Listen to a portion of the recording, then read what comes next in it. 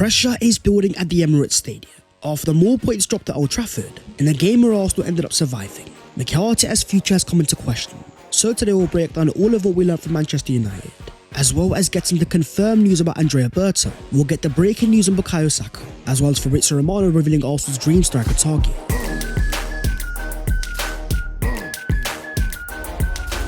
Yo, what is going on, guys? My name is Basketball T and welcome back to your boys channel. After another game without a win, let's just say we've got a lot to discuss. As per, smash like on the video if you enjoy and subscribe to the channel if you are new.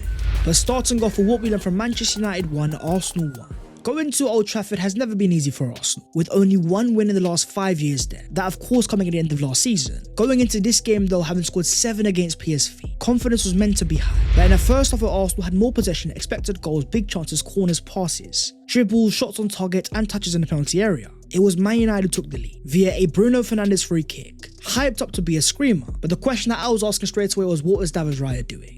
Giving so much of the goal to Aima. A decent free kick but not even in the corner. I definitely thought Raya could have done better. But also in terms of the wall, according to Sky Sports, the Fernandes goal, the Arsenal wall was measured at 11.2 yards away, as opposed to what was meant to be 10. 1.2 yards doesn't feel like a lot, but as Christian Eriksen said after the game, I was happy that the wall was 15 meters away. It makes a very, very big difference. The reason being how close the free kick was to the Arsenal goal. With the wall further behind than what it was meant to be, Fernandes was given a little bit more time to get the ball over and into the net. Fine margins and maybe, but as the process, it does matter. But in terms of Raya himself dropping a 7.5 rating, with 5 saves and a 0.47 goals prevented, come the end of the game he was actually our saviour, with some vital saves in the second half, as well as a last minute save against Bruno Fernandes, where he had to claw the ball off the line. That's where I think the bigger issue lies.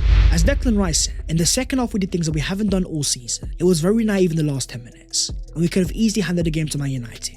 It was stupid from us. Against 14th place Manchester United, we ended the game with a higher XG at 1.85 to Arsenal's 1.41. I won't say that we were outplayed, but I did feel that we were very open, allowing United to create the best chances of the game. If anything, we were lucky to even get the points, which for me, against a team that's in the mid-table, the worst Man United side in recent history, that is nowhere near good enough. With even Declan Rice saying after the game, it just wasn't enough creativity in the game to take us over the line. For as much as we talk about a brand new striker, the impact of a Shesko and Isak, we have to talk about our real issue in terms of creating chances. With a clear lack of tempo in the final third, very predictable patterns of play, there's been a lot of focus post-game on Martin Odegaard, who himself dropped a 7.9 rating, with 68 passes, 3 key passes and 1 big chance created, but only 1 out of 5 successful dribbles. I actually thought he started this game pretty well, as we once again saw his strengths and weaknesses. While able to play cue passes in tight spaces, the flicks and tricks have always been there, but the clear weakness in terms of ball carrying. The example in the 89th minute, receiving the ball in a promising area. Instead of driving towards the Man United box, asking questions they couldn't answer, Odegaard's easily phased out of play, as well as missing the chance to win the game right at the end, in what was known as the Odegaard area.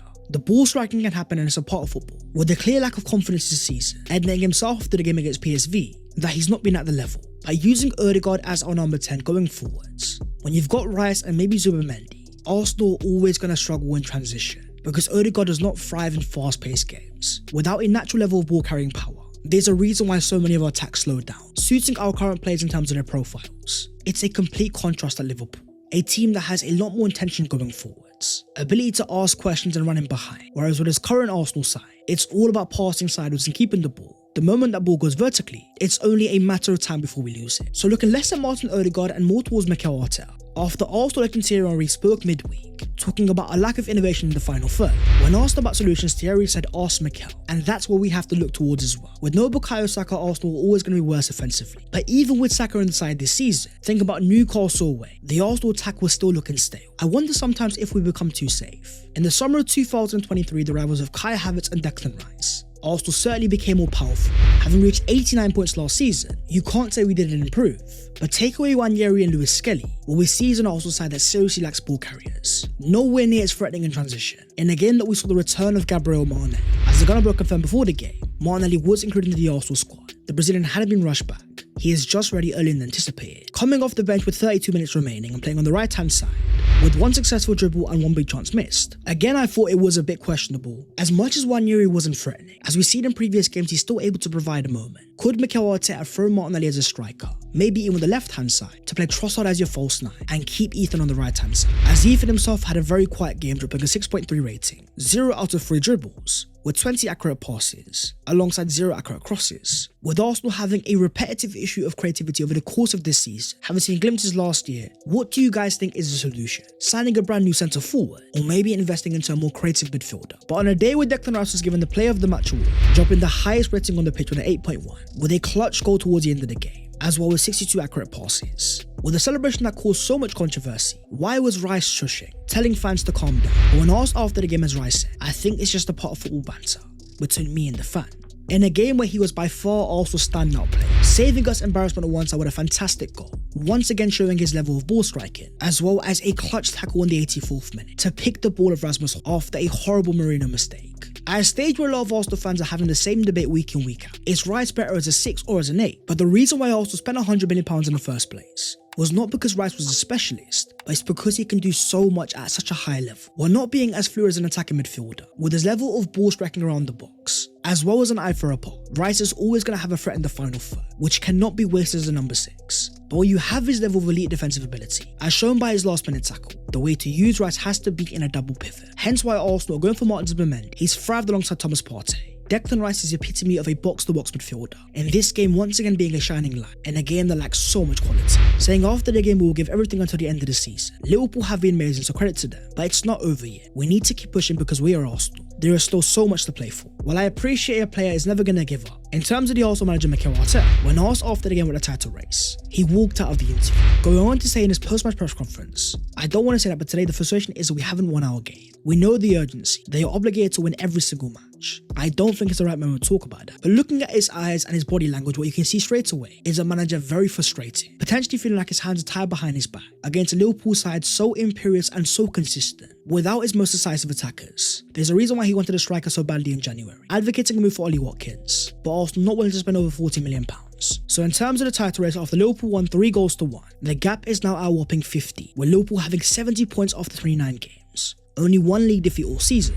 They now need only 6 more wins to be crowned Premier League champions, with their 7th game being against Arsenal at Anfield. A potential guard of honour awaits. And you know what? They totally deserve it. Not only have they been a lot more consistent, but the levels going forwards and a constant imagination. Liverpool have been a far more exciting watch. Of course, when you've got your best players available, it's always going to help. But for Arsenal themselves, the season is looking more and more like a lost cause. They're same problems week in, week out. We can control games as much as we want, get the win to the final third, but with a real lack of quality. Pressure is building towards Mikel Arteta, with fans having seen Man City drop off this season, and what was meant to be our year is not looking like that case. Arne Slot's come in, he's been an absolute revelation, which is causing so much pain around the Emirates Stadium. Despite Mikel having so much potential, ranking 5th in all-time Premier League history for most wins after 200 games, behind only Ferguson, Klopp, Mourinho and Guardiola. According to Gary Neville, Arsenal of last year were as good, if not better than Liverpool this season, which makes it that much more painful, having spent only £70 million over the last 2 windows. Signed 2 players that haven't been guaranteed starters. You wonder what could have happened if Arsenal had shown more ambition. Signed that forward last summer, giving the club the boost it needed, but at the same time looking at the obvious context. You take away Mo Salah from Liverpool, they wouldn't be as good. The prime example being Arsenal and Bukayo Saka. You then look at last year's rivals in Man City. With 1 injury in terms of Rodri, they have fallen completely away. What I'm seeing right now is a lot of black and white in the Arsenal fan base. Arteta in, Arteta out. But I don't see it like that. You have to take on board all the circumstances. Injuries of course are a part. Likewise, some awful refereeing decisions. Credit also has to go towards the opposition. 70 points after 29 games is insane, especially in your first ever Premier League season. Whether Arsenal last year were better than Liverpool this year, it doesn't matter. In the case of 2024-25, Liverpool have not only been better, but they've been far more consistent. So talk to me down below in the comments, my friends. What are your current thoughts on Arsenal, and particularly Mikel Arteta?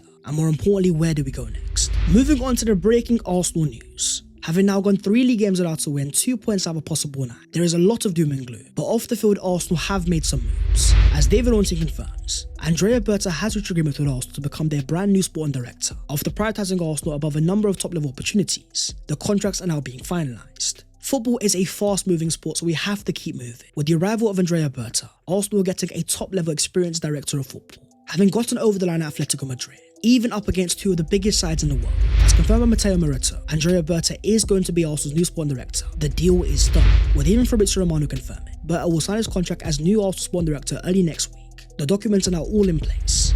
According to David Ornstein, the appointment was driven by Richard Garlick and Tim Lewis, with Josh Kroenke and Mikel Arteta both involved. This will be a decisive step in where Arsenal go next. With even the reliable hand of Ozil reporting, Mikel Arteta was a huge advocate of Andrea Berta, with multiple direct conversations taking place since January. Berta wanted to sign his contract and begin work with immediate effect. A man that was once a big fan of Ricardo Calafiori, with reports in Spain confirming that Calafiori was Andrea Berta's impossible dream. Coming to Arsenal, not only will you have Ricardo, but he's also set to have a massive summer budget, with Ben Jacobs confirming Berta's first task will be to find Arsenal a number 9, with groundwork already in place with Benjamin Sesko and Alexander Isak on the wish list as well. Arsenal also pursuing Real Sociedad's Martin Zubimendi, with Nico Williams on the radar as well. But with the forward being the thing that Arsenal fans crave the most, in a summer where there will be a lot of opportunities. Gyökeres is available for 60 million euros. Sesko with a release clause, likewise Victor Osimhen, and the dream target of Alexander Isak, as confirmed by Fabrizio Romano. Arsenal's dream striker target is Isak, but Sesko is very high on the list at the same level. But Sesko could be available for 60-75 million euros, with Chelsea and Barca also sending scouts to watch a striker multiple times. In Sesko, all we have is not only a market opportunity, but a player that Mikel Arteta has always appreciated, having pursued him in summer 2024, a player that is still only 21 years of age, having scored 17 goals this season. Physically, there is so much potential there. But what I also find interesting is the consistent reports regarding Alexander Isak, a player that many fans believe is well out of Arsenal's price range. According to David Ornstein, every player has their price, and while I'm not aware of Newcastle specifically setting one for Isak, the number that seems to circulate around the industry is something like £150 million. Isak is the dream for a reason. In a year that Arsenal have to win at all cost, signing a striker that has so much Premier League experience, peak of his powers and an absolute game changer. For me, he is the number 1 striker behind Erling Haaland. Arsenal through and through in terms of DNA, a player that can change games via individual quality. But with the need for a wide forward on top of a new midfielder, Sesko is still the far more attainable target. But I do want to ask you guys the question. If Arsenal do have £150 million to spend on forwards, would you spend all of that on Alexander Isak, or split that in 2 instead, by signing a Sesko and a wide forward? But with so many uncomfortable conversations around Arsenal as things stand, according to former Liverpool player Jamie Carragher, he feels that we've seen the peak of Arsenal under Mikel Arteta. Talking about last year and the fact that we got 89 points, a second half that was completely flawless apart from one defeat, the XG as high as it gets, nearly invincible in defence. But according to Mikel Arteta, when Arsenal were Arsenal were, in his 5-phase plan, he says 4 to 5. Establishing himself at the highest level in the Champions League, consistently performing with a lot of unity, and being very close to touching big trophies, which has rightly caused a lot of controversy. In a year where Arsenal fans thought they were in phase 5, the win now year where everything was meant to work out. For Mikel, what he's seen instead is a lot of adversity, losing players that he had fit for most of last year, despite trying his hardest to keep Arsenal competitive. There is no denying that we've completely fallen short. But I also think it goes back to 2022-23, a year that no one saw Arsenal competing. We weren't even meant to be in the Champions League, so it was this close to winning a title out of nowhere, completely changing the fans' expectations. As Arsenal went from 69 points, it's almost as if we had fast forward. From begging for the Champions League to demanding a title, the board has also played a part by not investing at the right level of the past 2 windows, coupled with unlucky injuries. For many fans, this year is set to be a failure, despite us still being in the Champions League and set to enter the quarterfinals. With the game against PSV on Wednesday, thankfully we're about to get some very positive news regarding the return of the star boy Bukayo Saka. As confirmed by the Gunner blog, Bukayo is expected to return to full training in the coming weeks, with the timing of the international break meaning an April return is the likeliest, with even Mikel saying, after the international break, let's see where he is. His progress is really good, he's really willing, as you can imagine, so we are positive that in a few weeks, he will hopefully be back. Saka's return is going to be more than welcome, but off the back of a hamstring tear, not only will Arsenal need to be careful, but the question is what Bukayo are we going to get? Will he still be able to be explosive? And can he help us in the Champions League? That is the video there and there, so hopefully you guys have enjoyed. If you have, don't forget to smash a like and also subscribe to the channel if you are new. If you want to follow your boy on all of his social medias, and the links are down below in the description. But that was all of what we learned from Man United 1, Arsenal 1, and what was a boring game as the title gets further and further away. The only remaining hope is the Champions League, and at this point, all we have is a bit of delusion. So my friends, let's hold tight, let's hope for the best, and hopefully Arsenal can pull out a surprise. I'll see you guys next time, take care, and have a good